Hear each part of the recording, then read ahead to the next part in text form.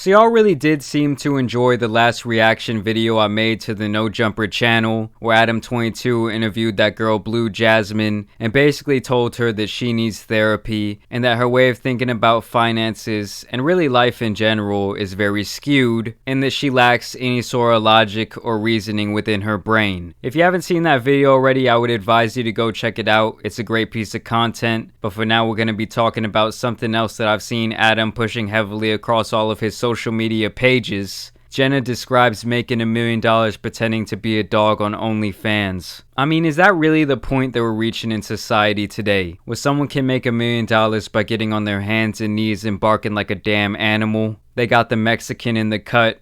What could go wrong? Let's check this out. The first time we met was at my birthday party at a strip club. And yeah, she said, I have a leash and chain. A leash and chain in my locker. Do you want to walk me? I'm like, what? Yeah, sure. Like, fuck yeah. So she brings out her leash, and I end up walking her around the strip club. Oh my god. Throwing ones, just taking photos, videos. Like, what the fuck is going on? And had you ever thought of this before?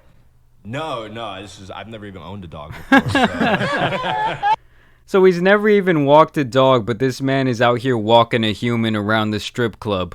Make it make sense. You know, when did you decide, like, oh, I'm going to actually start putting this shit on display for the world to see? So I did OnlyFans for a couple years. Whoa. Like, while I was... Hold on. Pause for a second. Is this girl really wearing a collar to this interview? With the literal dog tags and everything? What the fuck? Is that for, like, if she gets lost or something? See her around town sniffing people's asses? I was, like, pretty close friends with, like, a porn producer in, like, one of the Carolinas. And I kind of asked his advice about it, and I thought about going into traditional porn because I kind of wanted to see more like different fetish stuff, you know? I kind of wanted to make the content that I wanted to see. Yeah, so right off the bat, it's clear that she really wanted to go all the way with this. She wasn't one of these people that's kind of like dipping their toe into the water, seeing if they really want to be a sex worker or just making a couple $100s a month while they're in college. She was ready to go all out and do it, okay? Tackle all these fetishes. Because if I'm doing just like very plain Jane vanilla stuff, one, it's super oversaturated, you know? Yeah. But Facts. also, if I do happen to grow an audience from that, They're and then not I gonna try wanna to, see that, yeah. then that's what they're into, and they're not gonna want to see, you know, me tainted or... I mean, just keep in mind, guys, there's so much money to be made in making adult content. Fun fact, more time is spent watching the hub per day than people spend watching YouTube. That right there just blows my mind. I can understand that, like, whatever, but I met Lorenzo, and he actually really gave me the confidence to be able to kind of like really put myself out there. And Yeah, Lorenzo's her pimp. Yeah, like kind of monetize it, because I was doing it for fun, and I was doing it in my free time, and I was already doing OnlyFans, but I was just kind of keeping it separate. Man, I should manage one of these OnlyFans girls and just take my cut. I'm sure some of them could be making like 10 times the money with the right marketing strategy. They just really don't know what they're doing. This really got me thinking, okay, this is $1 million dog right here. Let's do this. Like, this is such a good opportunity for you to do something that you love, and hey, maybe something will come of it, you know? And I'm just having fun, so what's the harm in it, you know? And I mean, the whole logic of like, oh, you should just do the vanilla shit is because like, okay, that's the most mass market thing. The cool thing about OnlyFans is you could like grow a personal brand and create a little cult of people who want to see a very specific thing. Yeah, I definitely understand like providing for that niche. I mean, let's consider someone like the Nelk Boys. Not my favorite people in the world, but you do have to give credit where credit is due. They found that perfect little niche of kids that really, you know, are diehards for their content. They spend a lot of money on their merch, and basically they're the ones keeping them afloat. And if you don't like them, if you disagree with them, it's a big fuck you. They don't give a fuck because their core audience already knows what they're about. They know their values, and even when they do scummy things like the recent fake giveaway that I said they did, their audience doesn't care because the types of people they are. On the other end of the spectrum, if you built up an audience of SJWs, for example, and you start doing some out-of-character stuff like what the Nelk Boys do, yeah, they're probably going to turn their backs on you real fast. I don't think that these companies or they understand that if you appeal to a super niche amount of people, even though it's super niche, there's millions of Yeah. people Yep. who are willing to pay because they can't find it anywhere. That's exactly what I'm saying, guys. When you're the one to come in and pretty much take over a whole niche, oh, there is so much money to be made. I personally see myself as more of a broad appeal type of guy. I got people of all different races, all different ages, different genders watching my shit. But I've seen other guys go for the niche play and be very successful. Plus, a huge part of it is that I never see female pups. There's no gear for us. It's just now starting to kind of be there. It's all for men because it's dominated by, men, whatever. Yeah, so I'm guessing that this girl was into what they call puppy play before this, which is some sort of kink. We've covered some puppy play participants in the past, and they are definitely some interesting people. I can see them definitely shelling out some money. I mean, I feel like in one of these documentaries I watched, these guys was spending like $10,000 on their puppy suits and all this different stuff. Some of the most successful people in this world, guys, are the biggest fucking weirdos. So would you say that, do you feel like you've been very successful on OnlyFans? Like you are making a very significant living off of it? Definitely anything that I've experienced before. My She's page making millions. is only, I only started doing it full time like last June. Okay. So June of 2020. So she's been in this for a year?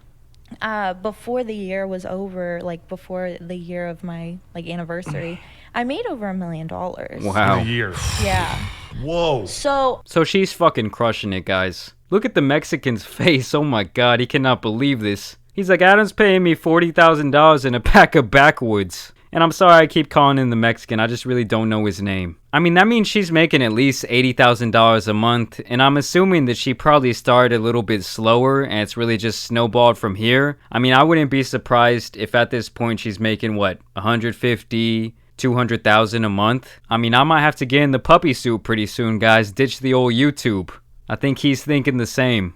I would like to say that it was it was pretty God successful. damn, I'm about to yeah. start barking the fuck out my sick. That is crazy. Wow, I would just have not thought that like that fetish would be the like 6 figures a month area, because that's Yeah. like realistically, I know a shitload of OnlyFans girls, and that's kind of like the upper tier. That's like the wall is like making $1 million a year. So, and Wow. I was thinking like that it would not be that big, but that's amazing. That's so crazy that there's people out there making $1 million a year just taking pictures in their bedroom and taking videos in their bedroom. In a way, I do think it's kind of cool because in that industry, a lot of women and men alike are exploited in some really sick and disgusting ways. So for them to kind of take that power and just like be their own boss, I honestly think it's pretty cool.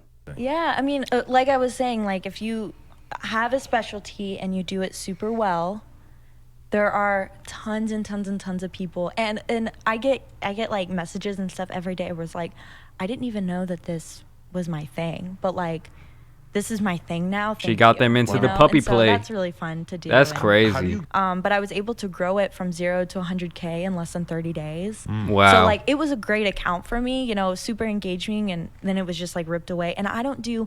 So there's a serious audience for this shit, obviously. The internet is a crazy place because before, if you had some sort of weird fetish, you may have thought like, oh, I'm the only person on this planet who thinks this, what's wrong with me? But now you hop on the internet, you start doing your Googles, and you realize there's a whole lot of other crazy motherfuckers out there that like this very same shit that you do. Wild times we're living in, man. Wild times. The way that we market it is we do it kind of by trolling people. So we make these like Interesting. outlandish videos, and they're so much fun to do, and we kind of get people kind of riled up, and then there's I'm convinced that trolling and like making people outraged is the new best marketing tactic. We just talked about Lil Nas X the other day. Whether you like the guy or not, you have to admit that he's a marketing and manipulative mastermind. And I know they say that not all publicity is good publicity, but for some people in their careers, and if they really have that I don't give a fuck attitude, it can be very lucrative. So you try to like stoke some controversy, get some people sort of pissed off, and then people appreciate it as well? So whenever I first started doing it, that wasn't my intention, but kind of the byproduct Just happened of that naturally. is like people were outraged. Like, Yeah. why are you? It's just really funny to compare this woman to Blue Jasmine, the last woman that Adam22 was interviewing, and seeing how much smarter she is. I mean, she might be doing some crazy shit, but she's making a lot of money, and she has a plan, and she's executing it. She really understands the world going on around her, and she also understands how to cash out. I mean, I really cannot knock this behavior because she's not even hurting anyone. So I just got this message on Instagram. Hey, my dog really likes to fuck babes like you. Do you have a meeting? Like, do you want to have a meeting with us in a forest? What the fuck? Like I said, guys, there is some sick individuals out there, and some of them have a lot of money. The fact that this guy has like proof of concept that his dog has actually done this, I'm speechless, guys. I get messages like that. Oh my God. And I am like, I hate zoos. I hate it. It's so disgusting because like people think that I'm like promoting that, but I'm like, okay, I'm a human.